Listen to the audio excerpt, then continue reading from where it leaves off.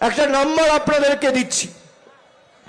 জেলা শাসকের পক্ষ থেকে একটা হেল্পলাইন চালু করা হয়েছে। সেই হেল্পলাইন নাম্বারটা সকলে লিখে নিন। আমি নাম্বারটা আপনাদের সকলকে বলে দিচ্ছি। জেলা প্রশাসনের তরফ থেকে, জেলা শাসকের তরফ থেকে পরিযায়ী শ্রমিক ভাইদের জন্য আলাদা হেল্পলাইন নাম্বার চালু করা হয়েছে।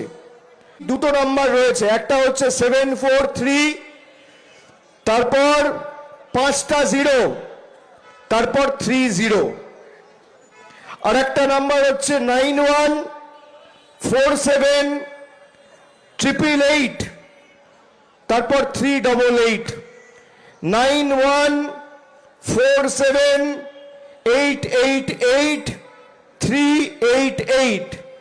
এই নাম্বারে যদি কারোর কোনো অসুবিধা হয় সরাসরি যোগাযোগ করবেন।